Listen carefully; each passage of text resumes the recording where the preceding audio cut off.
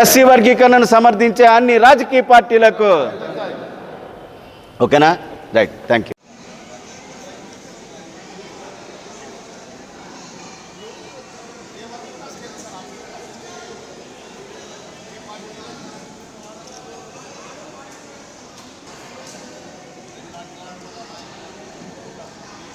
అవును, మతం ఆధారితంగా వస్తే, అవును, కులం ఆధారితంగా వస్తే మతం మారిన వాళ్ళకి ఎందుకు రిజర్వేషన్ వర్తించింది? అది ఇప్పుడు క్యాస్ట్లో అసలు ఈ రిజర్వేషన్స్ అనేది బ్రిటిష్ వాళ్ళు ఇచ్చారు బ్రదర్. 1909లో మింటో మార్లే రిఫార్మ్స్ అంటారు. 1909లో ఈ దేశంలో మొట్టమొదటిసారిగా అఫీషియల్గా రిజర్వేషన్ ఇవ్వబడింది ముస్లిం సోదరులకు. నెక్స్ట్ ఎవ్రీ 10 yearsకి బ్రిటిష్ గవర్నమెంట్ ఏం చేసిందంటే, ఆనాడు ఉన్నటువంటి రాజ్యాంగం కౌన్సిల్ ఆఫ్ స్టేట్స్ అది ఒక చట్టాన్ని పెట్టుకుని దాన్ని 10 సంవత్సరాలకు ఒకసారి సవరించుకుంటూ వచ్చారు. 1919లో సిక్కులకి, ఆంగ్లో ఇండియన్స్కి, అలాగే మన యూరోపియన్స్కి, క్రిస్టియన్స్కి నెక్స్ట్ ఇచ్చారు. 1929 అంబేద్కర్ వచ్చినప్పటికీ అందరికీ ఇస్తున్నారు, మాకు ఇవ్వట్లేదంటే ఆ పోరాట ఫలితంగానే 1935లో ఎస్సీలకి రిజర్వేషన్ ఇచ్చారు. బ్రిటిష్ వాళ్ళు ఏం చేశారంటే మతం ఆధారంగా క్రైస్తవులకి ఇచ్చారు, మతం ఆధారంగా ముస్లిమ్స్కి ఇచ్చారు, ఎస్సీలకి క్యాస్ట్ బేస్డ్గా 1935లో ఇచ్చారు. దాన్నే స్వాతంత్రం వచ్చిన తర్వాత మన ఇండియన్ ఇండిపెండెంట్ గవర్నమెంట్ ఏం చేసిందంటే క్రిస్టియన్స్కి తీశారు, ముస్లిమ్స్కి తీసేశారు. ఎస్సీలు ఎవరైతే ఉన్నారో బ్రిటిష్ వాళ్ళ టైంలో వాళ్ళకే రిజర్వేషన్స్ వర్తిస్తాయని చెప్పేసి దాన్ని కంటిన్యూ చేయడం జరిగింది. ఇస్తూ ఆ 1950 presidential government of presidential order Anu constitutional ఆర్డర్లో ఏం చెప్పారంటే, దళితులు ఎవరైతే ఉన్నారో వాళ్ళే హిందూ మతాన్ని ఆచరిస్తేనే వాళ్ళకి రిజర్వేషన్స్ వర్తిస్తాయి. పారా 3. నెక్స్ట్ ఏం చేశారంటే 56లో సిక్కులు అందరూ గొడవ చేశారు, బ్రిటిష్ వాళ్ళు మాకు ఇచ్చారు కదంటే మళ్ళీ సిక్కులను యాడ్ చేశారు. ఎస్సీలు సిక్కు మతంలో ఉన్నప్పటికీ కూడా రిజర్వేషన్స్ వర్తిస్తాయి. 1990లో విపి సింగ్ ఏం చేశాడంటే, అలా కాదు, బౌద్ధ మతాన్ని తీసుకున్నప్పటికీ కూడా ఎస్సీలకి రిజర్వేషన్ వర్తిస్తాయి, ఇండిజినస్గా లోకల్గా పుట్టినటువంటి మతాలు కానీ క్రైస్తవులకి ఇచ్చేటటువంటి అవకాశం లేదని చెప్పారు. దాని మీద పోరాటం వాళ్ళు ఎప్పటి నుంచో చేస్తున్నారు. ఈ మధ్యకాలంలో కొంతమంది మేధావులు వచ్చి ఎస్సీలకి అది క్రిస్టియానిటీలోకి మారితే రిజర్వేషన్ లేదని చెప్తున్నారు. ఎప్పటి నుంచో ఉంది అది. 1950 నుంచి కూడా ఆ చట్టం అమల్లో ఉంది, స్ట్రిక్ట్గా సీరియస్గా అమలు చేయలేదు. ఈ మధ్యకాలంలో సుప్రీంకోర్టు తీర్పులు ఇస్తున్నాయి కాబట్టి ఇదేదో కొత్త అంశంగా ఉంది. దాని మీద ఎస్సీలు, నా వాదన ఏంటంటే ఎస్సీలు మతం మారినప్పటికీ కూడా కులం అలాగే ఉందని కొంతమంది వాదిస్తూ ఉన్నారు. Let them do it. అది వాళ్ళు ఫైట్ చేస్తారు, వాళ్ళకి కావాల్సిన వాళ్ళు ఫైట్ చేసుకుంటారు కదా. ఎస్, ఎవరండి రిజర్వేషన్ వద్దని? మీకు చూడండి, ఎస్సీలు ఎస్టీలు 85%, ఈడబ్ల్యూఎస్ రిజర్వేషన్ అనేది 10 ఇచ్చాడు మోడీ గారు పట్టుకెళ్ళి. 95% of the Indian population is under the what is that usage of reservations. వద్దని వాడు సోషల్ మీడియాలో చూసి వద్దంటే ఎలా కుదురుతుంది? వద్దు, మాకు రిజర్వేషన్ వద్దు, క్యాస్ట్ని బ్యాన్ చేయమనండి, మాకు అవసరం లేదు, మాకు క్యాస్ట్ని బ్యాన్ చేయండి. అసలు ఇండియాలో క్యాస్ట్ లేదు, వర్ణ వ్యవస్థ తప్ప. వర్ణ వ్యవస్థలో కంటిన్యూ చేయమనంటే శూద్రుడుగా మోడీ గారు, ఆయన వైశ్య వర్గానికి చెందినటువంటి వ్యక్తి, ఆయన దేశాన్ని పరిపాలించడానికి ఇల్లేదు, ఆయన వ్యాపారం చేయాలి. క్షత్రియుడికి అప్పగించేది దేశాన్ని. మేము కూడా అన్టచబుల్ కాబట్టి ఊరు బయటకు పోతాం. ఏదో ఒకటి దానికి ఫిక్స్ అవ్వాలి. వర్ణ వ్యవస్థ అన్నా స్ట్రాంగ్గా ఉండాలి, లేదా క్యాన్సిల్ చేయాలి. కులాన్ని బ్యాన్ చేసి రిజర్వేషన్స్ ఎత్తేమనండి. ఈ సంపద భూములన్నీ జాతీయం చేసి అందరికీ పనిచేయమనండి. ఎవరికి అబ్జెక్షన్ ఉంది? ఎవరికి లేదు కదా. పైన మాట్లాడుతున్నారు, వాళ్ళకి సబ్జెక్టు తెలియదు. ఆధోని వేదిక చెప్తారు, ప్రపంచం అంతా చూస్తుంది. సోషల్ మీడియాలో నాకు లాక్స్ ఆఫ్ పీపుల్ ఫాలోవర్స్ ఉన్నారు. ఎవడైతే మాట్లాడుతున్నాడో ఛాలెంజ్ వచ్చి నాతో డిబేట్ చేయమని. ఇండియాలో ఎంతమంది బతుకున్నారో అంతమందిని పైన మాట్లాడుతున్నారు. అది కరెక్ట్ కాదంటున్నాను. ఏదైనా కరెక్ట్గా మాట్లాడాలి, ఫ్యాక్ట్ అనాలి, ఫ్యాక్ట్ చెప్పాలి. రిజర్వేషన్ చెప్తే నేను లూజ్గా చెప్పడం ఏంటి? రిజర్వేషన్ ఎవరికి కావాలి? వేల సంవత్సరాలుగా మీరు కులం పేరుతో కుక్కల కన్నా హీనంగా చూశారు కాబట్టి it is a compensatory adjustment. నష్టపరిహారం ఇచ్చారు మాకు, విషయం కాదు అది. ఎస్ చెప్పండి. అవును అవును అవును అవును, చెప్పేది అదే. 1950 నుంచి ఎగ్జిస్టింగ్ లా అది, ఇప్పుడు రాలేదు, ఎప్పుడు ఉంది అది. ఎవరో ఒక పాస్ చేశాడు. అదే చెప్తున్నాను నేను. ఇప్పుడు వాళ్ళు క్రైస్తవ మతంలోకి మారినప్పటికీ మాకు కులం పోలేదని if they feel that they are being treated as untouchable, let them fight అంటున్నాను. వాళ్ళు కావాలనుకుంటే ఫైట్ చేస్తారు. మాలమహానాడుగా ఆ లా ఉంది కాబట్టి ఆ చట్టాన్ని రిపేర్ చేయాలి, లేదంటే కావాలని పోరాటం చేసి అమెండ్మెంట్ చేయించాలి. Let them do it. అది నేను చెప్పేది ఏంటి, వాళ్ళు కావాలనుకునే వాళ్ళు ఎవరైతే క్రైస్తవ మతం తీసుకుని మాకు వద్దు రిజర్వేషన్స్ కావాలనుకుంటే వాళ్ళు పోరాటం చేస్తారు. దానికి మనం ఏం సమాధానం చెప్తాం? మనది ఒకటే ఎజెండా, ఎస్సీ వర్గీకరణ కుదరదు. ఎందుకంటే మీరు ఇచ్చేది పీనట్స్ రాశాం కదా. చెప్పండి. కానీ మీరు సరిగ్గా వినండి, అది జర్నలిస్ట్ అందరూ. రాజ్యాంగంలో 2 రకాల రిజర్వేషన్స్ ఉన్నాయి. ఒకటి పొలిటికల్ రిజర్వేషన్స్, విద్యా ఉద్యోగాల్లో రిజర్వేషన్స్. Article 335, article 330, 332. రాజ్యాంగంలో పొలిటికల్ రిజర్వేషన్స్ అనేవి 10 సంవత్సరాలు ఇమ్మని చెప్పారు అంబేద్కర్ గారు. అదే 10 సంవత్సరాలకి పొడిగించుకుంటూ వస్తున్నారు. విద్యా ఉద్యోగాల్లో రిజర్వేషన్కి టైం బౌండ్ లేదు. Article 15(4), article 16(4). దానికి ఈడబ్ల్యూఎస్ రిజర్వేషన్ పెట్టారు. జనాలందరినీ కన్ఫ్యూజ్ చేసేస్తున్నారు ఈ ప్రజలందరూ కూడా. రాజ్యాంగంలో 2 రకాల రిజర్వేషన్స్ ఉన్నాయి ఎస్సీలకి. విద్యా ఉద్యోగాల్లో రిజర్వేషన్స్ వేరు, పొలిటికల్ రిజర్వేషన్స్ వేరు. పొలిటికల్ రిజర్వేషన్స్ అనేది 10 సంవత్సరాలు మాత్రమే. విద్యా ఉద్యోగాల్లో రిజర్వేషన్స్కి టైం అనేది లేదు. ఈ కులం ఉన్నంత వరకు, ఈ భూమి ఉన్నంత వరకు, కులం ఉన్నంత వరకు ఈ రిజర్వేషన్స్ కంటిన్యూ అవుతాయి, తీరుతాయి కూడా. Yes, next question. రిజర్వేషన్స్ అనేది యాక్చువల్గా రాజ్యాంగంలో బాయ్సాబ్ ఏంటంటే, రాజ్యాంగంలో reservations socially educationally backward classes, సామాజికంగా ఇచ్చే బాయ్సాబ్ సామాజిక వెనుకబడతాను, విద్యలో వెనుకబడతాను ఆధారంగా రిజర్వేషన్స్ ఇవ్వడం జరిగింది. ఫస్ట్ ఆఫ్ ఆల్ ఈ మోడీ గారు వచ్చి అగ్రవర్ణాల్లో పేదలు ఉన్నారు, నేను కూడా దానికి సపోర్ట్. పేదలు ఎక్కడైనా పేదలే. బట్ ఈ యొక్క లోకంలో మన భారత సమాజంలో కూటికి తక్కువేమో కానీ కులానికి తక్కువ కాదనే సామెత ఒకటి ఉంది. చూడండి, ఒక ఎస్సీ సోదరుడు untouchable, the community, what is that, the society of the India, అలా సమాజం divided into 2 water tight compartments. Untouchables, touchables. అంటరాని వారు, అంటుకోవడానికి తగినటువంటి వ్యక్తులు. ఒక ఎస్సీ వ్యక్తి ఎంత ఎత్తుకి ఎదిగినా, ఏ పదవి చేసినా ఎస్సీఓడే. సపోజ్ ఒక ఎస్సీ సోదరుడు ఉన్నాడు, బతకలేకపోతున్నానని చెప్పేసి పల్లెటూరులో ఫర్ ది సబ్సిస్టెన్స్, జీవన విధానం కోసం ఒక పకోడీ బడ్డీయో లేకపోతే ఇడ్లీ దుకాణమో పెడితే ఊడిపోరు, ఎంత నీట్గా ఉన్నా కానీ. మిగతా వర్గాలకి బతుకు తెరువు లేకపోతే వాళ్ళు ఏదో చిన్న చితక వ్యాపారం చేసుకునేటటువంటి అవకాశం మన సమాజం వారికి కల్పించింది. మీకు అర్థమైందా?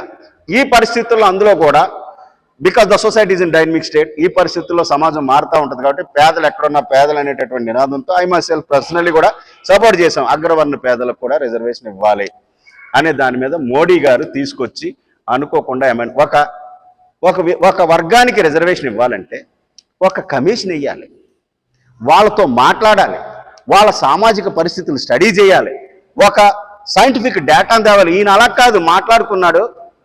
15 రోజుల్లో ప్రపంచ చరిత్రలో, భారతదేశ చరిత్రలో ఇంత దారుణంగా ఒక చట్టాన్ని దేశం మొత్తానికి తయారు చేసినటువంటి చట్టం ఏదైనా ఉందంటే ఇదే. 15 రోజుల్లో అందరూ కూర్చున్నారు, అనుకున్నారు, ఈడబ్ల్యూఎస్ రిజర్వేషన్స్ ఇచ్చేస్తాం అనుకున్నారు. మీకు చెప్తే నమ్మరు, జోక్ మీకు తెలుసో లేదో నాకు తెలీదు.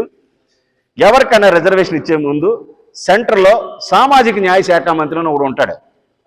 అతన్ని ఫోన్లో అడిగారట మోడీ గారు, ఇలా రిజర్వేషన్ ఇస్తున్నావు, నీకు ఓకేనా అని.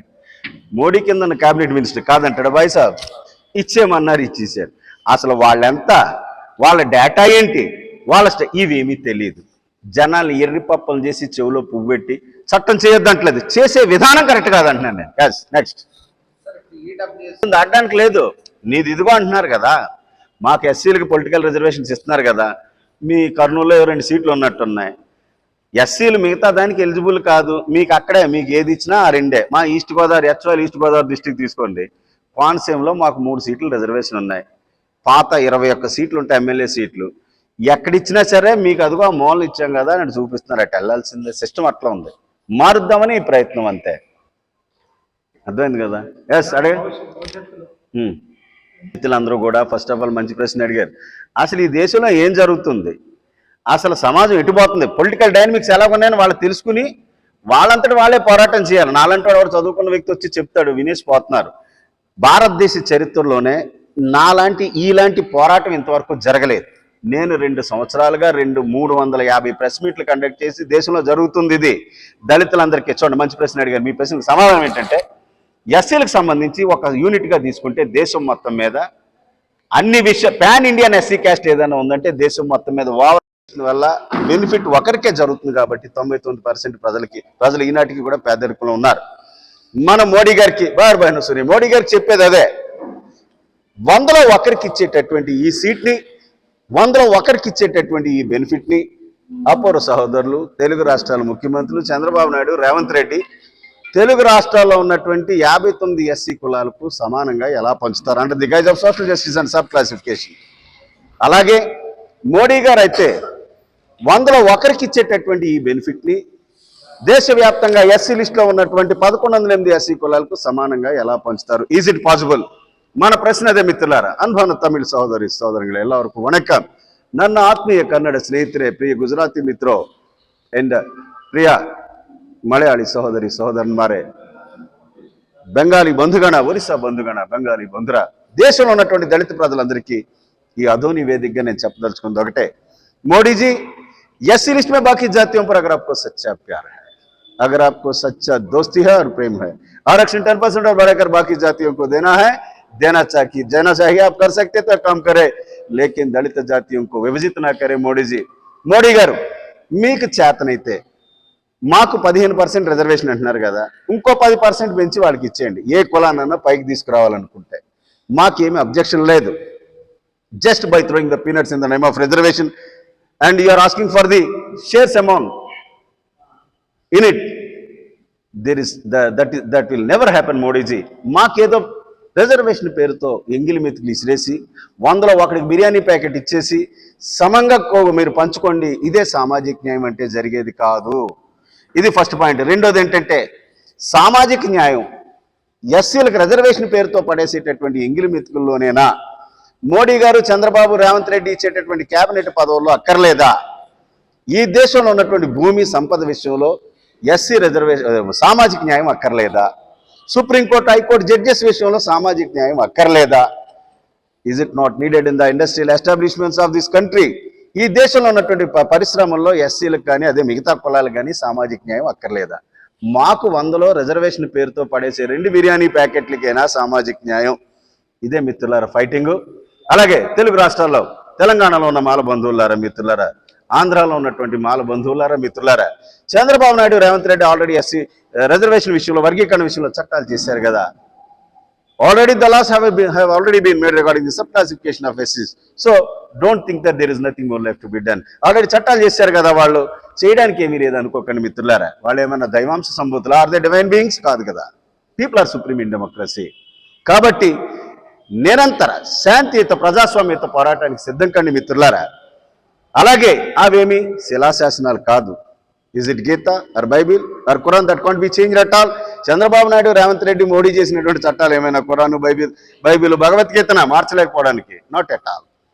కాబట్టి శాంతియుతంగా, if the people protest democratically, peacefully, any government will have to free from the issue of conspiracy. ఏ ప్రభుత్వం అయినా సరే ప్రజలు తిరగబడితే శాంతియుతంగా, ప్రజాస్వామ్యతంగా పోరాటం చేస్తే పారిపోవాల్సిందే.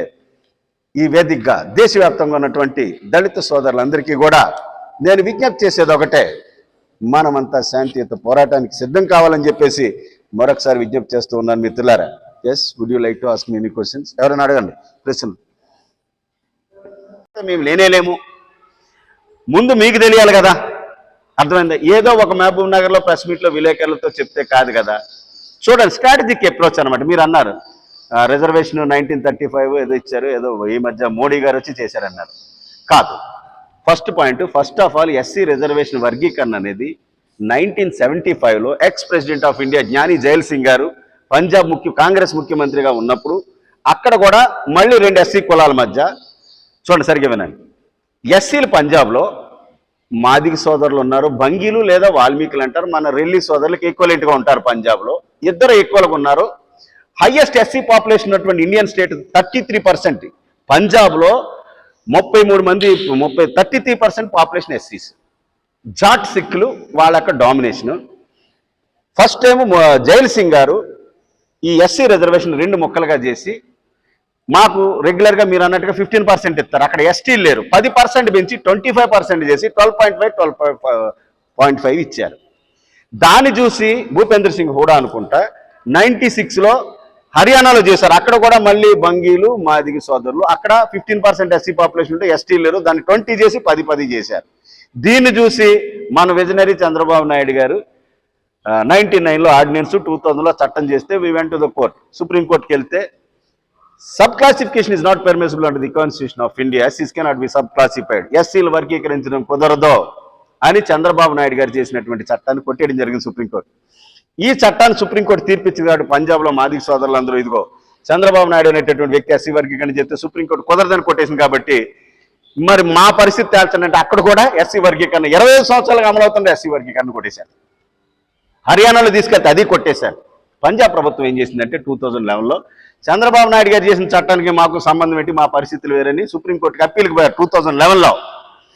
ఆ కోర్టు మీద మొన్న జడ్జిమెంట్ ఇచ్చింది సుప్రీంకోర్టు. ఎందుకు ఇచ్చిందంటే నేషనల్ కాన్స్పిరసీ అని చెప్తున్నాను కదా, ఉత్తరప్రదేశ్లో అడ్మినిస్ట్రేటివ్ డివిజన్స్లో అంటారు 5 ఎంపీ స్థానాలు కలిపి ఒక administrative division.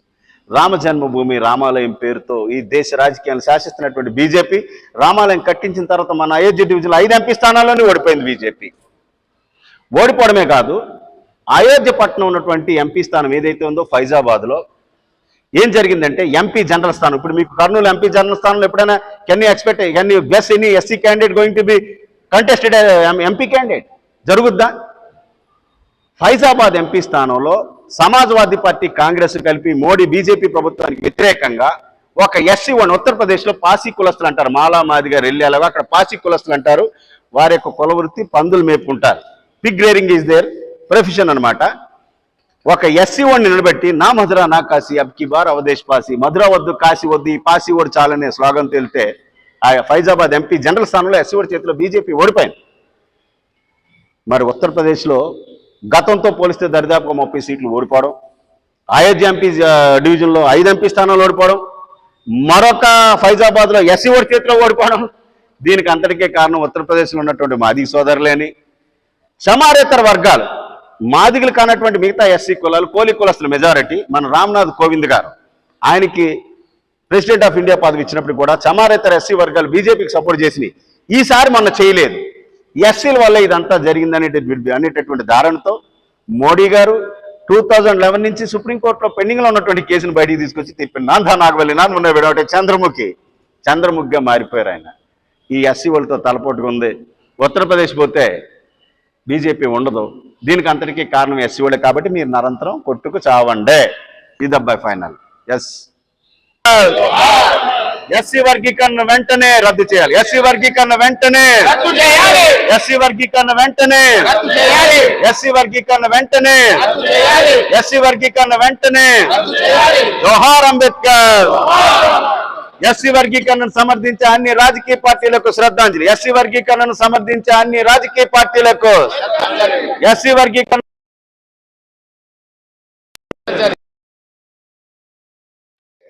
I'm not deviating from the subject. SC వర్గీకరణ అనేది 100లో ఒకరికే ఇస్తున్నారు కదా రిజర్వేషన్ వల్ల, దీన్ని ఎలా విభజిస్తారు? ఇది కుట్ర కాదా? మీరు అడిగిన ప్రశ్నకు సమాధానం ఏంటంటే ఓవరాల్గా ఎస్సీలు అనేది షెడ్యూల్ క్యాస్ట్ అనేది షెడ్యూల్ క్యాస్ట్ అంటున్నారు, కానీ it is a class of some untouchable caste. Schedule caste అనేది మిత్రులారా ఒక క్యాస్ట్ కాదు, it is a class of untouchables. ఒక లిస్ట్ తయారు చేశారు. ఆ లిస్టులో 1108 ఎస్సీ కులాలు ఉన్నాయి. వీళ్ళందరికీ కలిపి 15% రిజర్వేషన్ అంటా ఉన్నారు. అంటే 15% అంటే 100 మంది ఎస్సీలు ఉంటే 15 మందికి ఇవ్వట్లేదు, 100 ఖాళీలు ఉంటే 15 ఇస్తున్నారు. దీన్ని ఉపయోగించుకుంటే ఇంతకాలం స్వతంత్రం వచ్చినప్పటి నుంచి దీన్ని మనం ఉపయోగించుకుంటే 100లో ఒకటికే బెనిఫిట్ జరుగుతూ ఉంది. దీన్ని ఎలా విభజిస్తారనే దాని మీదే మన పోరాటం. నిజంగా నీకు ఇంట్రెస్ట్ ఉంది మిగతా కులం, if you really bring up the other caste in the SC list, మిగతా కులాలను పైకి తీసుకురావడానికి మీకు నిజంగా ఇంట్రెస్ట్ ఉంటే రిజర్వేషన్ 15% 30% చేయండి. అది మానేసి అందులోనే అంతా గేమ్ అని చెప్తున్నారు కాబట్టి దాన్ని మేము ఒప్పుకోదలుచుకోలేదు. ఎస్ అడగండి, మంచి సబ్జెక్ట్, దేశ చరిత్రలోనే ఎప్పుడూ లేదు. एजेंडा देशव्याप्त राजकीय कुट्र కాబట్టి भारत के इतिहास में सबसे बड़ा राष्ट्रव्यापी राजनीतिक षड्यंत्र है, इसे रद्द किया जाना है, रद्द करना है. దేశవ్యాప్త కుట్ర ఇది. అందుకని మనం ఏమంటామంటే మోడీ గారు రాజకీయాలు చేస్తున్నారు తప్ప విభజించి పాలించేటటువంటి రాజకీయాలు చేస్తున్నారు తప్ప నిజంగా ప్రజల యొక్క అభివృద్ధిని కోరుకోవట్లేదు. కాబట్టి ఈ పోరాటాన్ని కొనసాగిస్తున్నాం.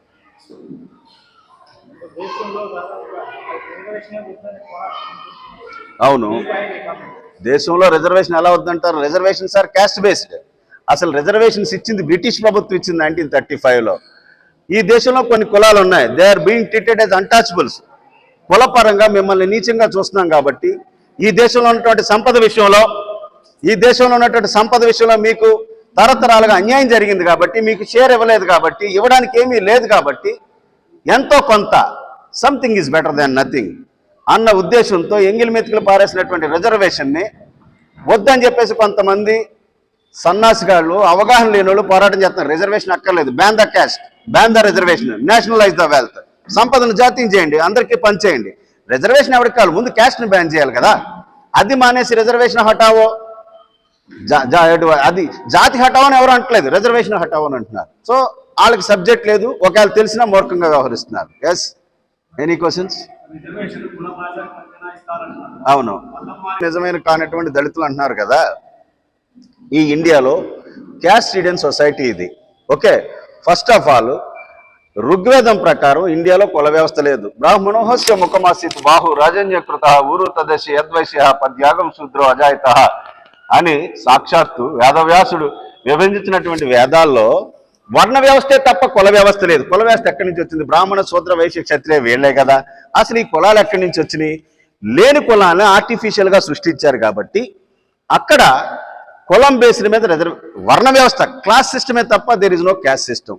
ఇక ఎస్సీ వాడు ఏ మతంలో మారితే ఎస్సీ కులం పోతుంది. Of course I'm not supporting దాన్, నేను బేసికలీ ఆమె హిందూ. ఒక ఎస్సీ వ్యక్తి క్రైస్తవ మతంలో లేకపోతే ఇంకొక మతంలోకి పోతే is the cast is being carried కదా. సో దాని మీద పోరాటం అంటారు. అసలు ఎస్సీలకు ఉన్నటువంటి రిజర్వేషన్ని అన్ని ఎస్టాబ్లిష్మెంట్స్ని ప్రైవేటైజ్ చేశారు, అన్ని అమ్ముకుంటా పోతున్నారు మోడీ గారు. ఇచ్చే రిజర్వేషన్ 15% అంటున్నారు, అది కూడా మిస్లీడింగ్. అది 100 వేకెన్సీస్లో 15 తప్ప 100 మంది ఎస్సీలు ఉంటే 15 మందికి ఇవ్వడం లేదు.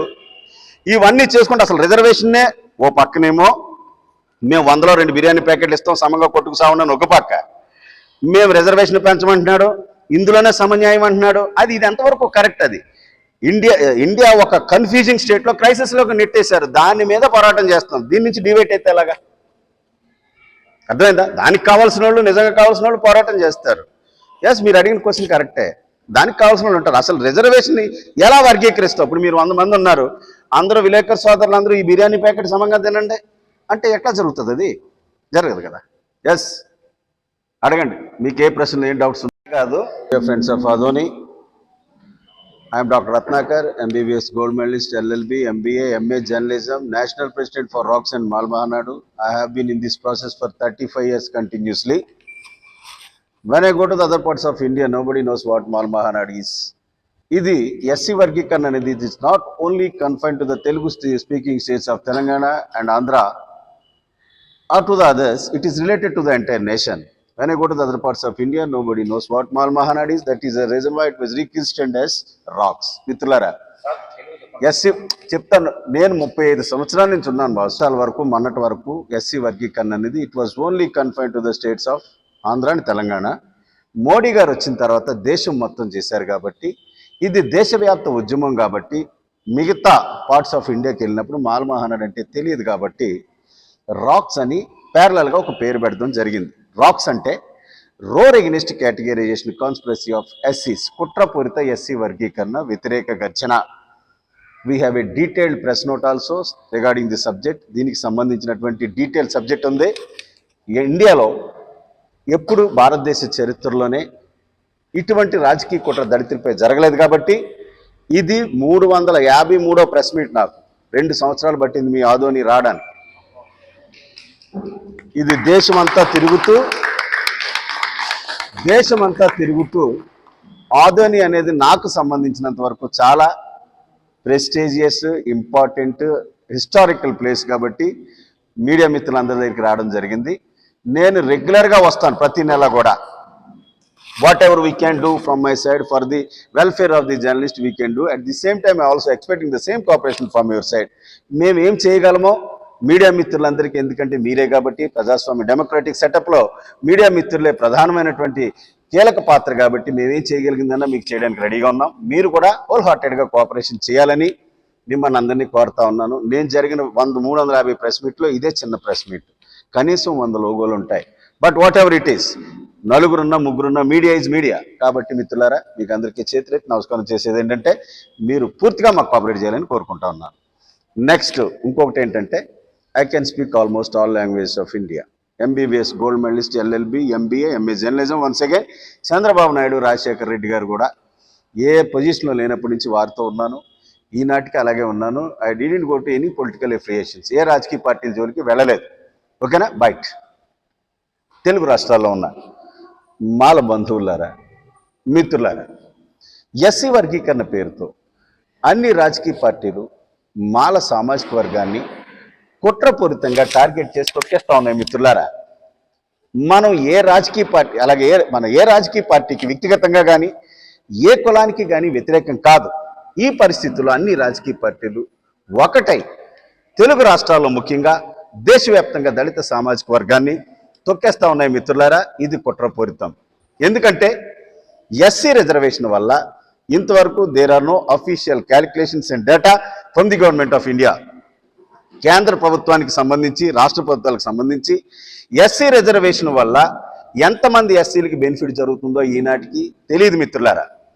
ఒక రఫ్ క్యాలిక్యులేషన్, రఫ్ ఎస్టిమేట్ ఏంటంటే 100లో ఒకరికే బెనిఫిట్ జరుగుతూ ఉంది రిజర్వేషన్ వల్ల. అందుకే ఈనాటికి 99+% of the SC population still at the bottom of the society. ఎస్సీలు ఈ రోజుకి కూడా ఏ సోదరుని చమారణ. ఉత్తరప్రదేశ్లో తీసుకోండి, మాయావతి గారు కానీ, కాన్షీరామ్ గారు కానీ, Jagannath Pahadia ex chief minister of Rajasthan ఆయన కానీ, బాబు జగజ్జీవన్ రావు గారు కానీ, మీరా కుమార్ గారు కానీ, X chief minister of Maharashtra Sushil Kumar Shinde గారు కానీ, తర్వాత ఇంకోటి Ram Sudhakar Das X chief minister of Bihar. అసలు దేశం మొత్తం మాదిగ సోదరులే. ఏ హిందుస్థాన్, ఏ ఆర్యస్థాన్ నహీ హై ఏ చమర్స్థాన్ అన్నారు కాన్షీరామ్ గారు. ఏ ఆర్యవర్త నహీ హై ఏ చమార్వర్త. ఇది మాదిగల దేశం రా బాబు, ఆర్యుల దేశం కాదని సాక్షాత్ నేనుగా సొమ్మా కాన్షీరామ్ గారు చెప్పారు. దేశం మొత్తం మీద ఓవరాల్గా డామినేషన్ అన్ని విషయాల్లోని మాదిగ సోదరులే అయినప్పుడు, ఎస్సీస్ అంటే ఒక సెంట్రల్ గవర్నమెంట్కి రాజ్యాంగానికి సంబంధించినటువంటి సబ్జెక్ట్ అయినప్పుడు, కేవలం ఒక ఆంధ్రప్రదేశ్లో మాలలో ఒక స్టెప్ మాదిగ సోదరుల కన్నా ముందు ఉన్నమాట నిజమే. దీన్ని బూచిగా చూపించి రిజర్వేషన్ అంతా మాదిగలే తినేస్తున్నారు, మాలలే తినేస్తున్నారు. ఈనాటికి మాదిగ సోదరులు వెనకబడి ఉన్నారంటే దానికి కారణం మా రాజకీయ పార్టీలు కాదు, మా జగనన్నే కాదు, మా చంద్రన్న కాదు, మా దేవుడు పవన్ కళ్యాణ్ కాదు. అదిగో ఆ మాలోళ్లే మీరు తిరగబడండి అనడంలో ఎంతవరకు కరెక్టు. ఇదే మా పోరాటం అబ్బాయి. Yes, full stop. అంబేద్కర్ గారు చెప్పారు, the fight itself is relentless, never ending, no full stops. అవును అవును, ఆటోమేటిక్గా మీ వాటా నేను తినేస్తాను అన్నప్పుడు ఆటోమేటిక్ మీరు నా మీద గొడవకు వస్తారు కదా. ఇదే ఆ ప్రోగ్రామ్, అవేర్నెస్ క్యాంపెయిన్స్. అసలు పల్లెటూరులో నేను 4500 గ్రామాలు అవేర్నెస్ క్యాంపెయిన్స్ పోయానండి. ప్రతి గ్రామానికి వెళ్ళాను. మా ఈస్ట్ గోదావరి, అసలు ఈస్ట్ గోదావరి కొంత డెవలప్ అయిందని అనుకుంటున్నారు కదా, అసలు గ్రామాల్లో ఎట్లుందో చూద్దాం రీసెంట్గా అని చెప్పి వెళ్తే పల్లెటూరులో ఈనాటికి 99 ఎస్సీ ప్రజలు మాల్లో ఉన్నాడు, మాదిగలో ఉన్నాడు. వాళ్ళకి రిజర్వేషన్ అంటే ఏంటో తెలియదు. ఫస్ట్ పాయింట్, వర్గీకరణ అంటే ఏంటో తెలియదు. ఇటువంటి తెలియనటువంటి ప్రజాస్వామ్య ప్రాసెస్లో ఏమీ తెలియనటువంటి ప్రజలను పెట్టి పోరాటం ఎలా చేస్తాం? బోధించు, సమీకరించు, పోరాడు. అంబేద్కర్ సాబ్ చెప్పింది అదే. ముందు Ratnakar, go to the masses, educate them. వాళ్ళ దగ్గరికి వెళ్ళి ఏం జరుగుతుందో, అసలు రిజర్వేషన్ ఏంటో వాళ్ళకి చెప్పు. వాళ్ళకి అర్థమైన రోజున వాళ్ళే వస్తారు, లేకపోతే పెయిడ్ ఆర్టిస్టులు వస్తారు. బిర్యానీ ప్యాకెట్, క్వార్టర్ మందు డబ్బులు ఇచ్చి కొనుక్కునే దోళ్ళు, మార్కెట్లో దోళ్ళు కొనుక్కుంటాం కదా, ఆ పరిస్థితి అయిపోయింది. దాన్ని మార్పు చేసే కార్యక్రమే. I have been fighting for this for more than 35 years. ప్రజలకేం తెలియదు, ఎందుకు పోరాటం చేస్తున్నావో తెలియదు. నాయకులకు మా 10 మందికే తెలుసు, 99.9% ప్రజలకు అసలు ఏమీ తెలియదు. మరి ఈ ప్రజలతో how can we move ahead? ఎలాగెళ్తాం ముందుకి? అదనమాట. ఎస్, లో there must be an amendment to the Constitution of India that SCs cannot be subclassified at all under the guise of subclassification and social justice. పార్లమెంట్లో ఎస్సీలు వర్గీకరించడం కుదరదని amendment అంటే ఏంటి? సవరణ చేసేంత వరకు రాజ్యాంగం. ఈ పోరాటం కొనసాగుతుంది. అదే మా ఫైనల్ ఎజెండా. దేశవ్యాప్తంగా అన్ని తిరుగుతున్నాను కదా, వాళ్ళకి ఇక్కడున్న పరిస్థితి అక్కడ ఉంది. వాళ్ళతో మాట్లాడుతున్నాను. తమిళనాడు, కేరళ, కర్ణాటక, గుజరాతీ, మరాఠీ అందరితో మాట్లాడుతున్నాను. వాళ్ళకు కూడా ఏదో చేశారు, ఏదో అనుకుంటున్నారు.